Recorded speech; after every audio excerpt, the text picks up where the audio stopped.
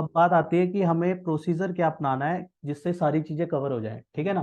AIS TIS की भी information cover हो जाए, 26 AS भी हमारा कवर हो जाए, शेयर ट्रेडिंग डिटेल है वो भी कवर हो जाए, बिजनेस इनकम है तो वो बिजनेस इनकम भी मिस आउट ना हो, और अगर हमारी सैलरी इनकम है सैलरी इनकम भी मिस आउट ना हो, हाउस प्रॉपर्टी मतलब कोई भी डिटेल है मिस आउट ना हो, उसके लिए क्या प्रोसीजर ऐसा करें, क्योंकि अब काफी चीजें देखनी है, बैंक स्टेटमेंट भी देखनी है, ठीक है ना। तो उसके लिए जैसे हम ये प्रोसीजर इस बार कर रहे हैं, तो इसको हम कैसे करेंगे।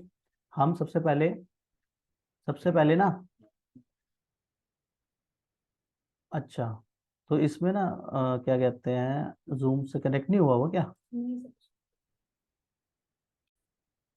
तो अपने को ना कैसे करना है कि सबसे पहले हम क्या करेंगे, जिसकी भी बना रहे हैं कंप्यूटेशन उसका नाम लिखा, ठीक है। उसके जो हमने तीनों डॉक्यूमेंट डाउनलोड करे होंगे, AIS TIS 26 AS, ठीक है, तीनों डॉक्यूमेंट डाउनलोड करे होंगे।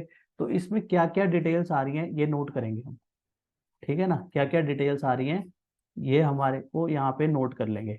और जैसे अभी हमने बात करी कि AIS में हमें क्या देखने को मिल रहा है, इंटरेस्ट ऑन, इससे हमें interest on income tax refund का पता लग रहा है, ठीक है। TIS में नहीं दिखा रहा, वहां पे दिखा रहा है, तो वहां से हमें आइडिया मिल जाएगा कि यहाँ पे रिफंड भी हमें लेके चलना है, ठीक है। और 26 AS में क्या आ रहा है वो इन्फॉर्मेशन भी हमने डाल ली, तो हमारे पास एक ही जगह पे सारी डिटेल्स आ गई, ये अमाउंट है इस बंदे का, ये अमाउंट शो कर रहा है। अब जब हम अपनी कंप्यूटेशन प्रिपेयर करेंगे तो उसमें हमारे को थोड़ा इजी हो जाएगा।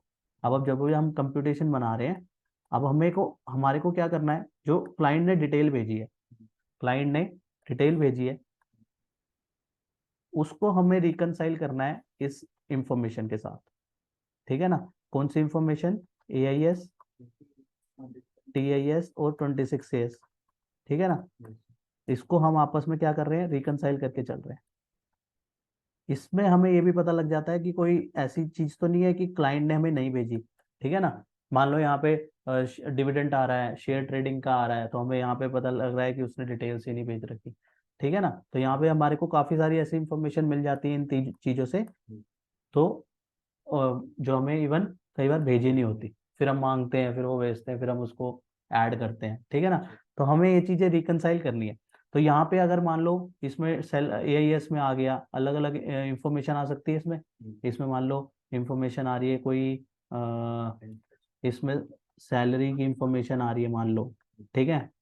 मान लो कोई रेंटल से रिलेटेड इंफॉर्मेशन आ रही है, ठीक है। इसमें मान लो और क्या हो सकती है, इंटरेस्ट की इंफॉर्मेशन आती है, इंटरेस्ट सेविंग वाला, और इंटरेस्ट जो है कौन सा, डिपॉजिट्स वाला, ठीक है ना। डिविडेंड की इंफॉर्मेशन आ रही है, और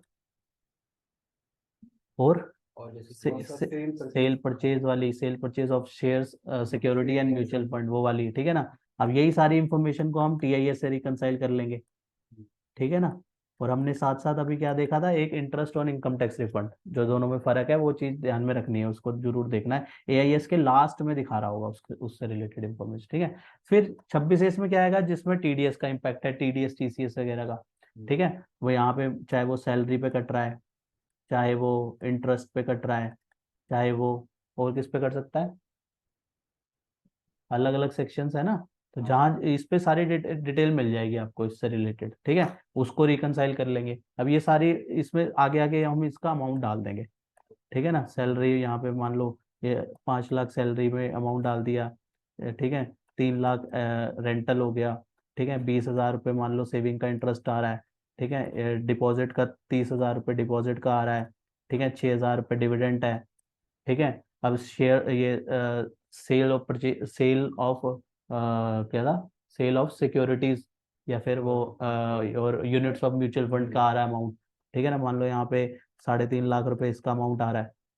तो अब हमें ये सारी इंफॉर्मेशन जो आ रही है वो हमें डालनी है। अब हम साथ साथ हमें डिटेल्स क्या भेजी होंगी, क्लाइंट ने बैंक स्टेटमेंट भेजी होगी, ठीक है ना। और क्या भेजा होगा, अपने डिडक्शंस वगैरह का भेजा होगा।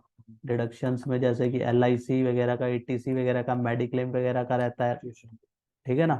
ये सारी डिटेल्स वगैरह अपने को देखने को मिलेगी, ठीक है ना। अब ये जो ऊपर से इंफॉर्मेशन हमारे पास आई, इसको हम इसके साथ रिकनसाइल करके चल रहे हैं, ठीक है ना। रिकनसिलेशन बनी, उसके बाद हमें नेक्स्ट स्टेप क्या करना है, नेक्स्ट स्टेप क्या करना है कि कोई प्रोसीजर छूटे ना, फिर भी हमें क्या करना है, इसके बाद जो हमारी कंप्यूटेशन बन के आती है उसको हम क्या करेंगे, send to client for confirmation, ठीक है ना, send to client for confirmation. हो सकता है बाई चांस, क्योंकि हम इतनी सारी रिटर्न्स की कंप्यूटेशन बना रहे हैं, हमें नहीं पता उसकी इनकम, लेकिन उसको अपनी इनकम के बारे में ज्यादा पता है, ठीक है ना, तो हम इसलिए कंफर्मेशन के लिए भेजते हैं। अगर कोई मिस आउट हो गई है, कुछ डेविएशन है, तो वो हमें जो है, अगर कोई डेविएशन मिलती है, ठीक है ना, तो वो हमें बताएगा, हम उसमें जो भी उसमें ऑल्टरेशन होनी है वो करेंगे, फिर दोबारा से अगेन अगेन सेंड, है ना, अगेन सेंड फॉर कंफर्मेशन, ठीक है ना। जब तक कंफर्म ओके नहीं होता, जब उसका ओके हो गया तो जाके फिर हम उसको अपलोड करेंगे, तब जाके उसकी हम, जैसे सॉफ्टवेयर के थ्रू कर रहे हैं तो हम उसकी कहेंगे GSON को अपलोड कर देंगे, ठीक है ना।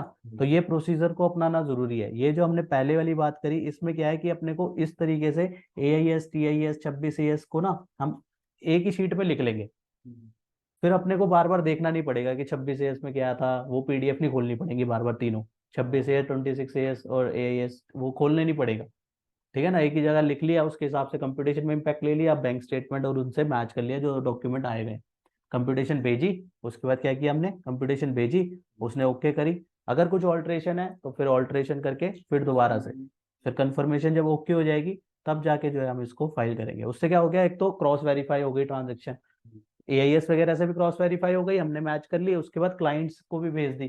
कई बार क्लाइंट को ही नहीं पता, अब क्लाइंट को AIS TIS का नहीं पता ना कि कितनी उसमें इंटरेस्ट आ रहा होगा, उसको नहीं पता, वो ज्यादातर यही पूछेगा ये इंटरेस्ट कहाँ से जोड़ दिया, ठीक है ना। सैलरी का तो फॉर्म 16 उसके पास होगा तो उसको इन्फॉर्मेशन मिल गई, लेकिन डिपॉजिट्स वगैरह का नहीं पता होगा, ठीक है ना। अब मान लो किसी ने शेयर ट्रेडिंग की डिटेल हमें भेजी नहीं, लेकिन AIS TIS से हमें पता लग गया, वो सोचेगा यार इसको इसको पता नहीं कहाँ से अंतर्यामी है, इसको पता लग रहा है सब, है ना। अब मतलब इन्फॉर्मेशन छुपती नहीं है इन चीजों से, ठीक है ना। फिर हमें डिटेल मांगेंगे उससे, वो भेजेंगे तो ऐड ऑन करेंगे। तो ये सारा वे आउट है, जितना इसको सिंप्लीफाई प्लान करके चलेंगे, जैसे आज हमने किया है इसी तरीके से किया है ना, जो 3 4 जितनी बनाई है इसी तरीके से बनाई है, तो ये इजी काफी फर्क पड़ा, ठीक है ना। तो इस तरीके से ही बाकी भी करके चलेंगे ताकि कोई चीज मिस नहीं होगी फिर इसी प्रोसीजर में। होप आपको ये इन्फॉर्मेशन पसंद आई होगी, तो इसे लाइक कीजिए, शेयर कीजिए। रेगुलर अपडेट्स के लिए आप हमारे चैनल को सब्सक्राइब करें, नोटिफिकेशन बेल आइकन को प्रेस करना ना भूलें, ताकि जैसे ही नया अपडेट डालें आपको वो इमीडिएटली मिल जाए। Thanks for watching.